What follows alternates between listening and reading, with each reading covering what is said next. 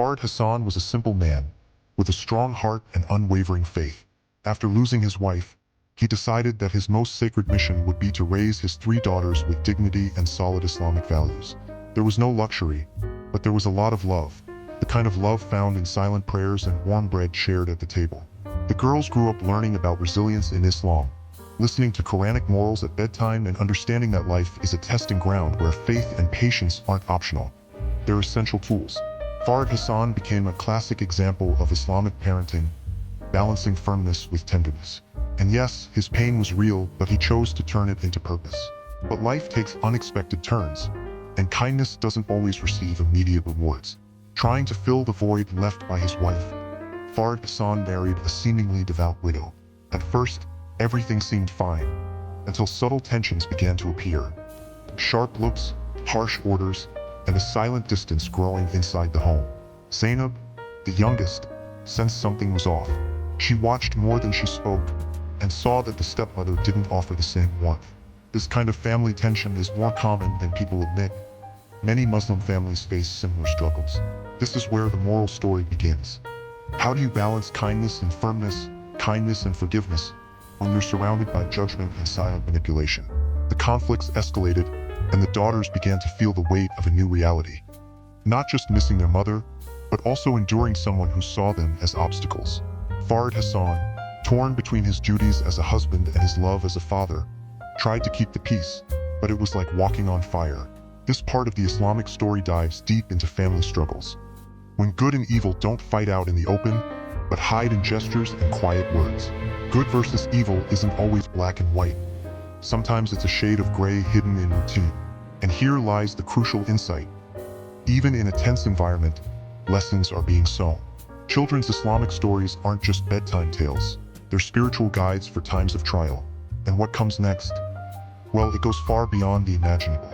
The three sisters, tired of the tension at home, began looking for small escapes from the heavy atmosphere.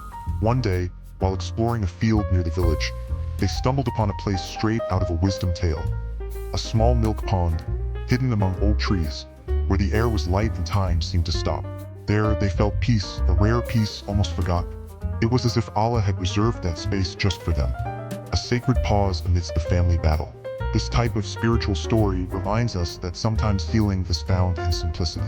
And it doesn't take a grand miracle. A walk at sunset, a quiet moment with the Quran, or a long hug can be sanctuaries too. However, their peace soon became a source of unease for someone who didn't understand the root of their quiet joy. The stepmother, feeling excluded and threatened, started watching the girls with suspicion. How could they be so calm when the atmosphere at home was so tense? Jealousy, even when disguised, has a bitter scent, and it began to consume her heart. It's ironic how many Islamic lessons teach us the power of kindness and forgiveness, but few consider what happens when we ignore those virtues. The stepmother started sabotaging the girls' happiness, day by day, until the pond, their symbol of hope and comfort, vanished. They lost the sanctuary but not their faith, and that makes all the difference. This part of the story clearly reflects the lives of so many children who find joy outside because their homes leave no room for lightness. And here's a powerful lesson, especially for parents. When home stops being a refuge, the soul looks for sanctuaries wherever it can. A park, a quiet mosque, or a book that warms the heart, like stories of the prophets or Islamic wisdom tales, can open the door to reconnect with faith. In Farid Hassan's daughter's case, the milk pond was more than a place. It was a metaphor for what every Muslim family should provide: rest, acceptance, and soul-deep belief.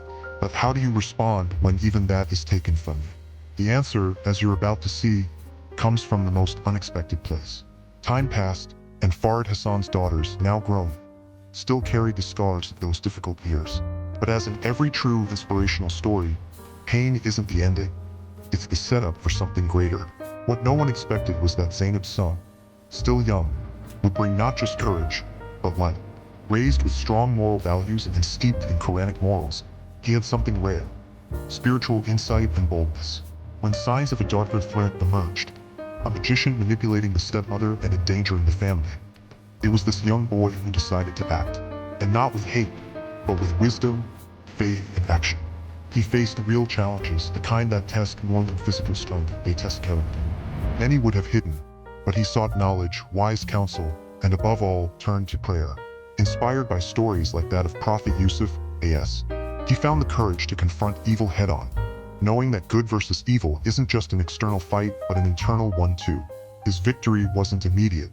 He had to resist temptation, overcome insecurity, and believe that Allah would guide him. This Islamic story shows the power of faith applied with action. Want a practical takeaway? Involve your children in Quran study circles, encourage values-based talks, and use stories like this to build their inner strength. In the final confrontation, when the magician seemed to have won, it was resilience in Islam that changed everything. The boy realized true power wasn't in spells. It was in sujud, prostration. By trusting Allah and acting wisely, he freed his family not only from the magician's grip, but also from the shadow over their hearts. Their home became a place of light again, of forgiveness and rebuilding. Even the stepmother, touched by the boy's strength and mercy, when he could have rejected her, began to transform. That's what sets apart a basic moral story from a powerful wisdom tale.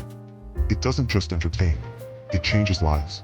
And if you've listened this far, this is pure story factory material. Now let me ask you, what will you do with this story? Just watch and forget, or turn it into real action in your own home?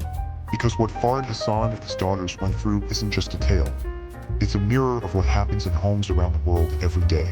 And maybe, without even realizing it, you're facing a silent battle, emotional disconnection, or even a test of faith and patience. The difference: now you have tools. Now you know what to do. Are you cultivating moral values in your everyday life? Are you being a living example of kindness and forgiveness within your family? When was the last time you sat with your children to tell a children's Islamic story? Not just for fun, but with heart and purpose. If you haven't, why not start now? Pick a moment, put your phone away and just tell the story, or better yet, share this one. Reflect, connect, teach, inspire. And of course, if you want to keep receiving stories like this, full of purpose, wisdom, and emotional connection, hit that subscribe button and turn on notifications. Here, we don't just deliver content, we deliver transformation. Every video is made to strengthen your faith, your family, and your perspective.